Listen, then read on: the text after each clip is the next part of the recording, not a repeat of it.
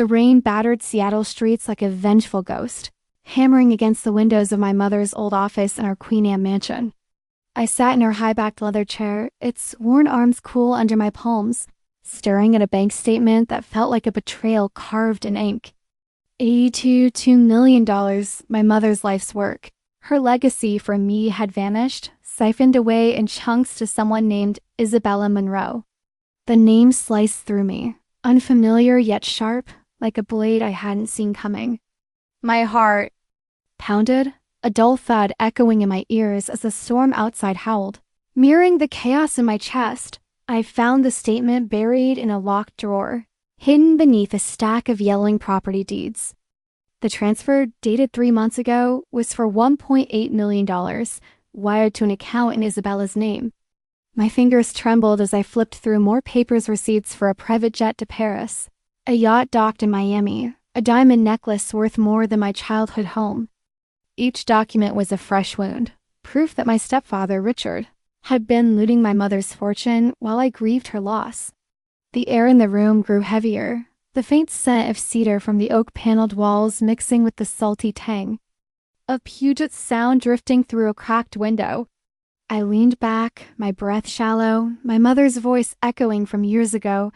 "This is for you, Eileen. No matter what, you'll always be safe." Safe. The word tasted bitter now, like ash. The floor beneath me seemed to tilt as I pieced together the scale of Richard's deception. My mother, Eleanor Langston, had built her wealth through decades.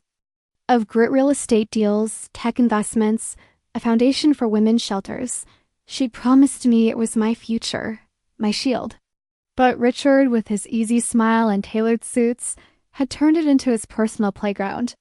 I closed my eyes, the memories clawing at me. Her frail hand squeezing mine in the hospital, her voice a whisper. "Protect it, Eileen. Don't let anyone take it from you." I nodded, too young to grasp the weight of her words. Now at 32, I felt like I'd failed her. The sound of footsteps snapped me back to the present. Heavy, deliberate, cutting through the storms. Roar, Richard. He always moved like he owned the world, his polished loafers clicking on the hardwood like a predator pacing its territory. My pulse quickened, but I stayed rooted in the chair. The stack of damning papers fanned out before me like a battle map. He stepped into the doorway, his silhouette framed by the dim hallway light, a glass of bourbon in one hand, his keys jangling. In the other, "Darling," he said, his voice smooth as velvet, "you're digging through Eleanor's old files again, aren't you?" That word darling, once a comfort, now felt like a snake coiling around my throat. I didn't flinch. My hands studied on the desk as I met his gaze, his blue eyes glinting with the confidence of a man who thought he'd already won. "Who is Isabella Monroe?" I asked, my voice low but sharp, cutting through the air like a gunshot. His smile froze, just for a second, before he forced a chuckle, the kind that didn't reach his eyes. "A business associate," he said, waving a hand dismissively.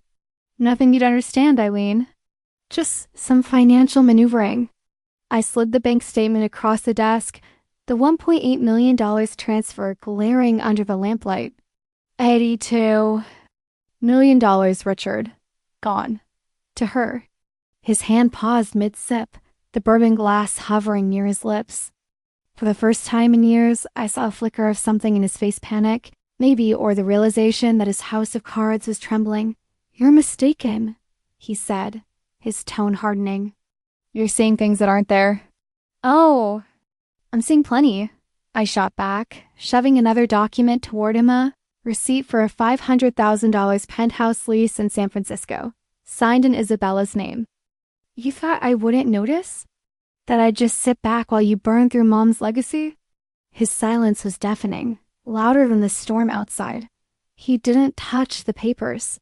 His hand retreated, curling into a fist, and I saw. The mask slipped just a fraction, but enough. The charming stepfather I trusted for a decade was a thief, and he knew I'd caught him. The room felt smaller, the walls closing in as we stared each other down.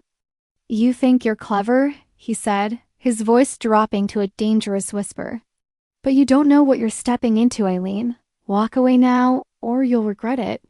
The threat hung in the air, cold and heavy, but I didn't blink.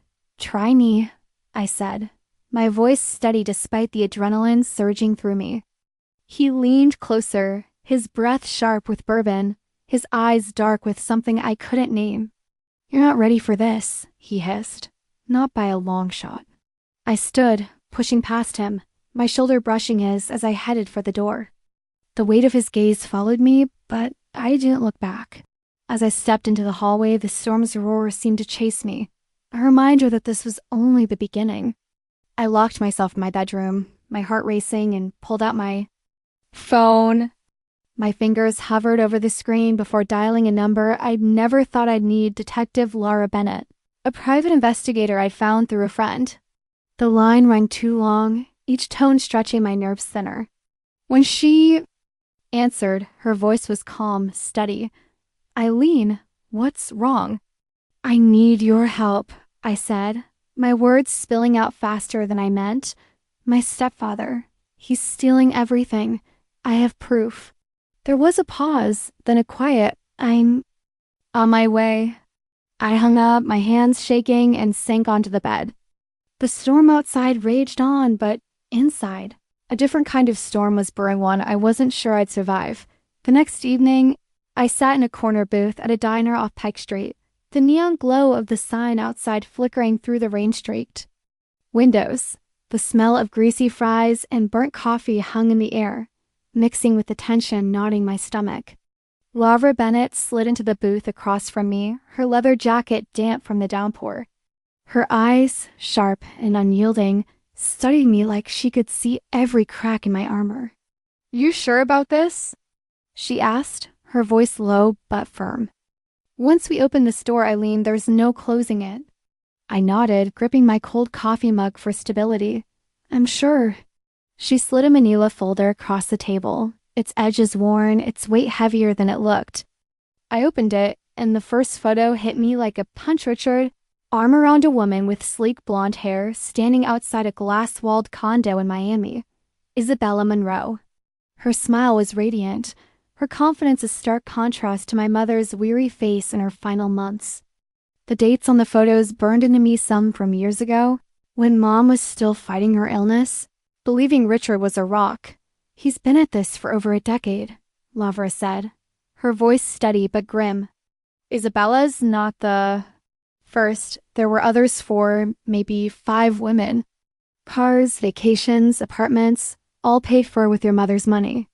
My breath caught, my vision blurring as I flipped through more photos, more receipts. A $300,000 watch. A $2 million villa in Aspen. Each one was a betrayal, a piece of my mother's legacy stolen while she trusted him. The $82 million. I whispered, my voice cracking. It didn't just vanish. No, Laura said. It was a slow bleed. Calculated. Hidden?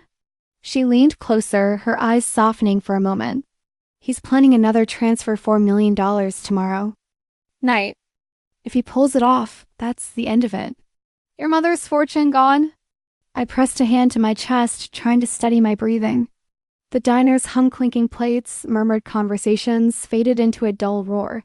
I saw Richard's hand on Mom's shoulder at family dinners, his voice leading prayers at Thanksgiving, thanking God for love and trust. My stomach churned, bile rising in my throat. He's a monster, I said, barely audible. Lavra reached out, steadying the folder as it slipped from my hands. You're not alone, Eileen. But you need to decide now. Keep digging, or walk away. I stare at the photos, my mother's voice echoing again. Protect it, Eileen. I closed the folder, my hands trembling but resolute. I'm not walking away. That night, I barely slept, the storm's echoes mingling with Richard's threat. You're not ready for this. By dawn, I was back in the office, the desk littered with files. I found an email printout, the subject line innocuous weekend plans, but the words inside were a gut punch. Eileen's too trusting. By next month, Isabella and I will be untouchable.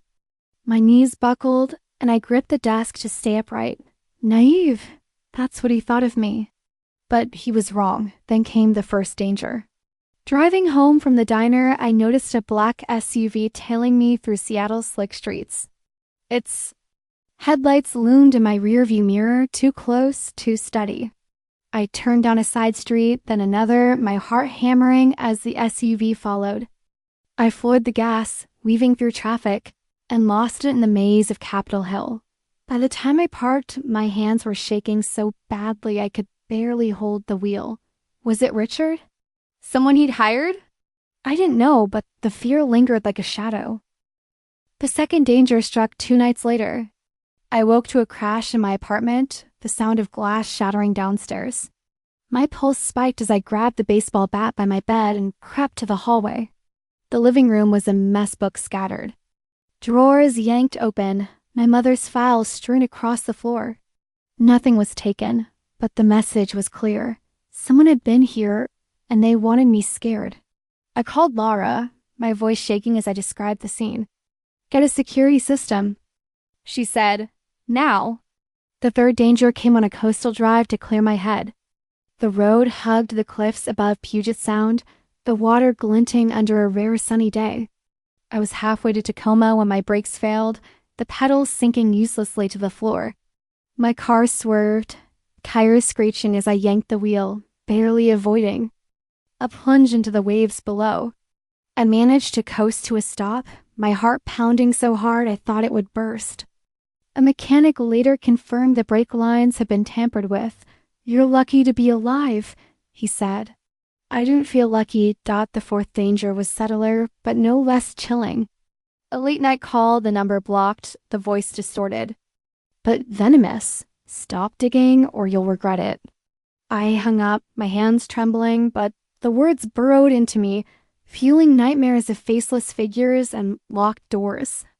I started checking my locks twice, then 3 times, before bed. The 5th danger came the night before I planned to confront Richard again.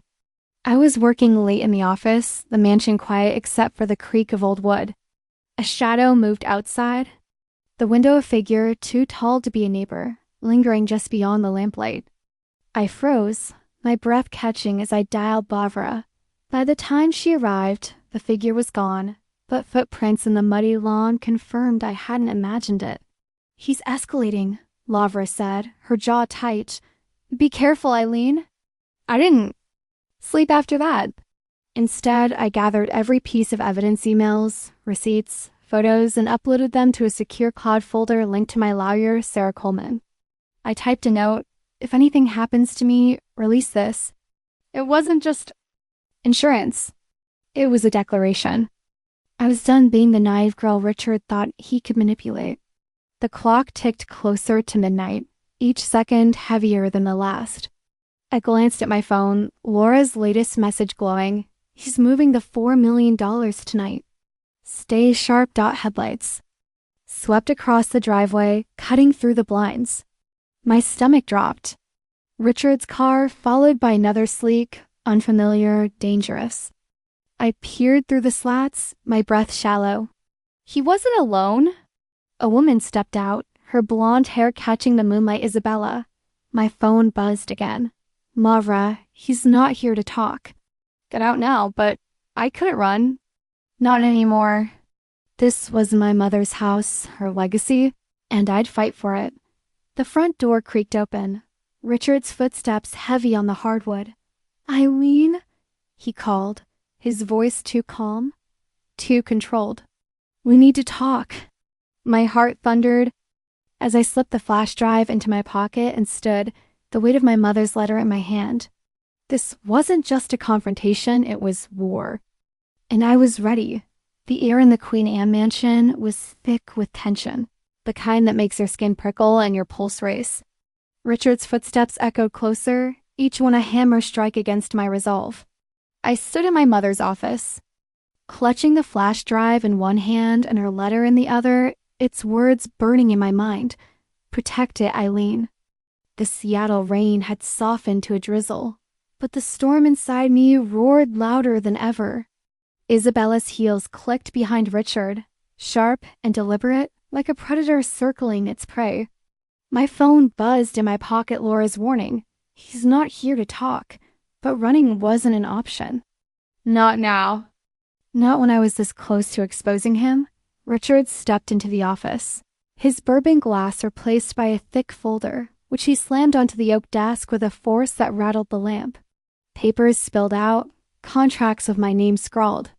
At the bottom, signatures I'd never written. Sign these, he said, his voice low, almost conversational, but laced with menace. Or the banks will bury us both. Isabella leaned against the doorframe, her blonde hair catching the dim light, her lips curled into a smirk that made my blood boil. Just do it, Eileen, she purred, her voice dripping with condescension. You're out of your depth, sweetheart. The word hit like a slap, echoing Richard's darling from earlier, but sharper, crueler. I didn't flinch. Instead, I slid my mother's letter across the desk, its slanted handwriting a quiet rebuke to their arrogance. She trusted me to protect this, not you, I said, my voice steady despite the adrenaline coursing through me. Richard's eyes flicked to the letter, and for a split second, his knots cracked, his jaw tightened, his fingers twitched. He had known it existed. Isabella's smirk faltered, her gaze darting to Richard as if searching for a script. You think a piece of paper changes anything? Richard snapped, lunging for the letter. I was faster, snatching it back and slipping it into a sealed envelope. Addressed to my lawyer, Sarah Coleman. If anything happens to me tonight, I said, my voice cutting through the room, this hits her desk by morning. Richard froze, his hand hovering over the desk, rage flushing his face crimson.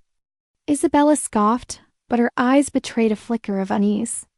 Pathetic, she muttered, stepping closer, her perfume cloying. Hiding behind a letter, you're just a scared little girl. I met her gaze, my hands steady now. Pathetic doesn't plan ahead, I said, each word deliberate, sharp as a blade. The room went still, the only sound the faint drip of rain outside and the tick of the grandfather clock in the hall. Richard's chest heaved, his fists clenching, but he didn't move.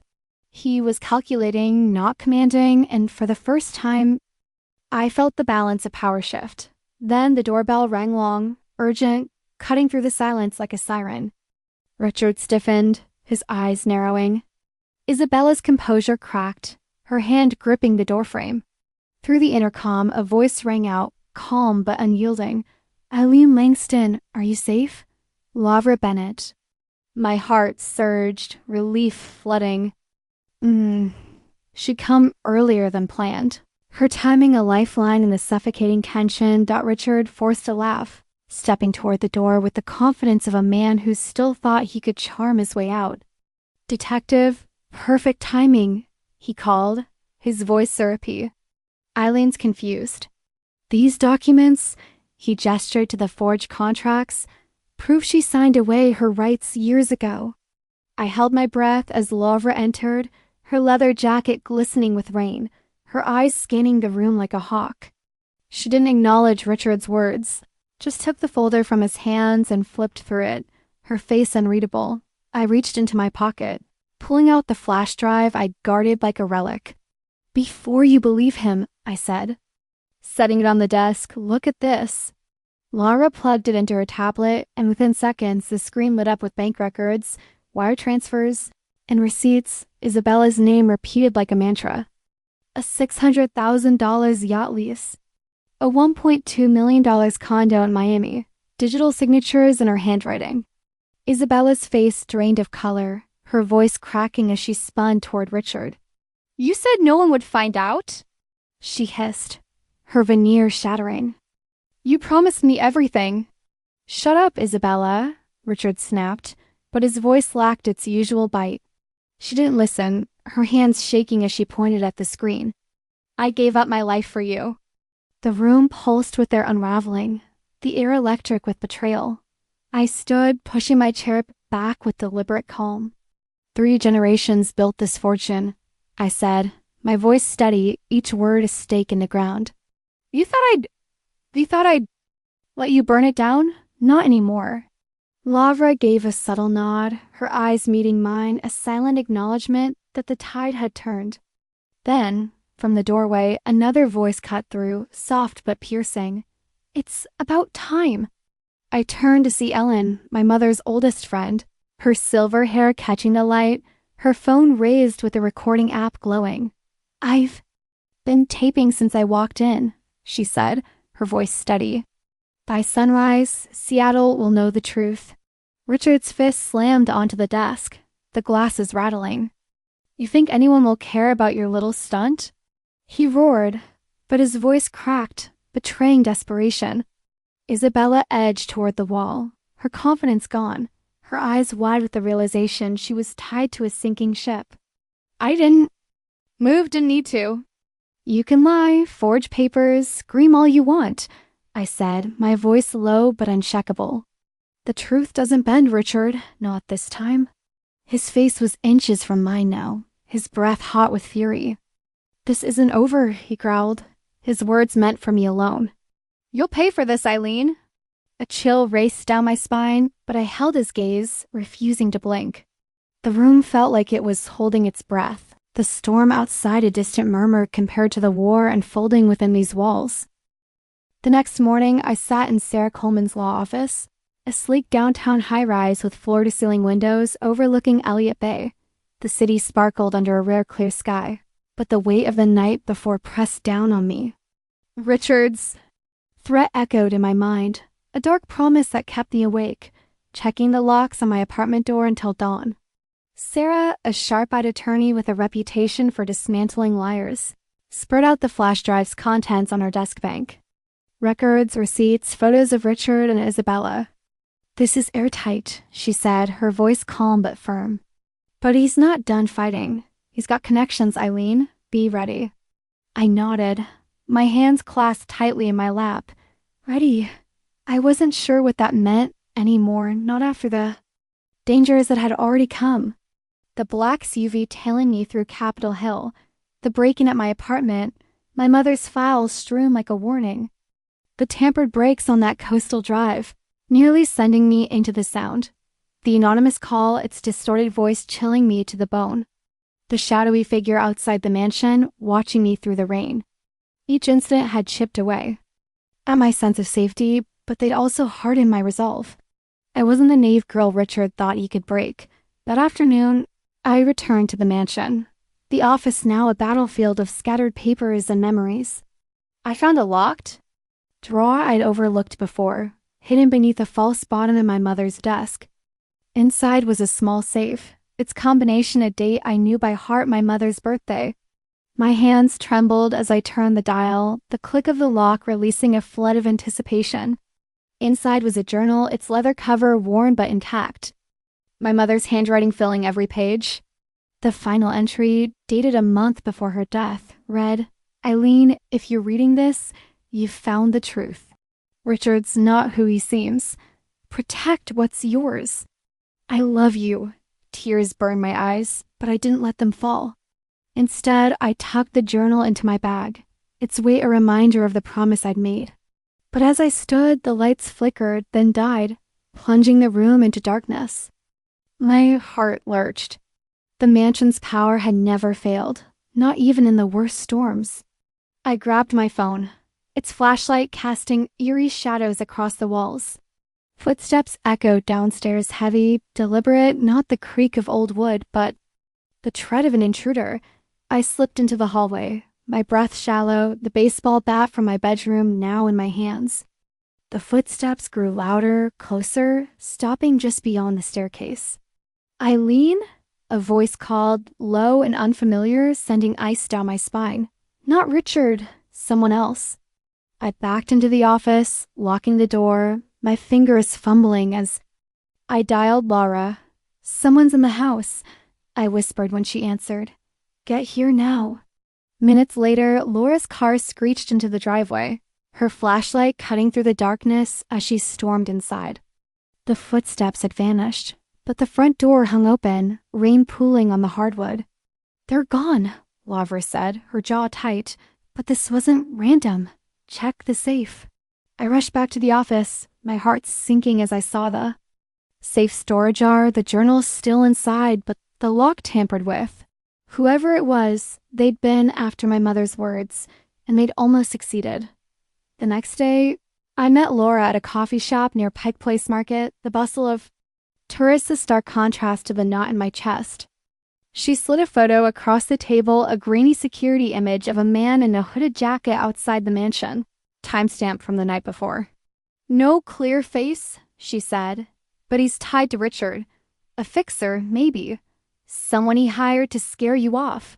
My stomach twisted, but I nodded. What's next? I asked. We go public, Laura said. The journal, the flash drive, everything. You've got enough to bury him, but it's risky. Richard's desperate now, and desperate men do dangerous things.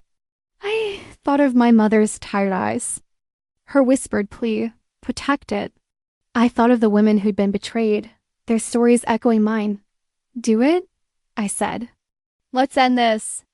That night, I uploaded the journal's key pages to Sarah's secure server, along with a statement. For the press. By morning, Seattle's news outlets were buzzing tech heiress exposes stepfather's $82 million fraud. Richard's face was plastered across every screen, his polished charm replaced by a mugshot from a prior fraud charge Lavra had dug up. But the victory felt hollow. As I drove to the mansion, another black SUV appeared in my rearview mirror, closer this time, its engine roaring as it swerved toward me. I gripped the wheel, my heart pounding, and floored the gas, weaving through traffic until I lost it near the waterfront. My hand shook as I parked, Laura's words ringing in my ears. Desperate men do dangerous things. The final confrontation came at the will reading, held in Sarah's office, the bay sparkling outside. Richard sat across from me, his suit wrinkled, his smirk replaced by a scowl. Isabella, dressed in a sleek black blazer, whispered furiously in his ear, her confidence fraying. Sarah cleared her throat, her voice cutting through the rooms. Tension. We are here to finalize Eleanor Langston's last will and testament. Richard leaned forward, his eyes glinting with anticipation, certain he'd won, but Sarah's next words shattered his illusion. The entirety of the estate properties, accounts, holdings is bequeathed to the Eleanor Langston Foundation. For betrayed women. The room erupted in gasps, Richard's face collapsing into disbelief. Sarah spread out the evidence photos, bank records, my mother's journal each piece, a nail in Richard's coffin. Washington law voids spousal. Claims in cases of proven adultery and financial misconduct, she said, her tone unshakable. The proof is overwhelming. Isabella bolted upright, her voice shrill. This can't be real. You said she'd never know. Richard's hand shot out, grabbing her arm, but she yanked free, storming out, her heels echoing like gunshots. Richard slammed the table, his voice cracking. I was her husband. I have rights. But Sarah didn't flinch. Not anymore, she said. Deputies stepped forward, eviction papers in hand, their boots heavy on the polished floor. Richard's eyes locked on mine, burning with venom. This isn't over, he whispered, his voice a curse. I stood, my mother's words anchoring me. You thought I was weak, I said, my voice steady. But you're the one with nothing now. The room fell silent, the weight of justice settling over us. As the deputies escorted Richard out, I felt the scars of his betrayal, but also the strength I'd gained. The foundation would rise, a beacon for women like me, and I kept my promise. But his final threat lingered, a shadow I couldn't shake. What did he have left to lose? And what would he do to make me pay?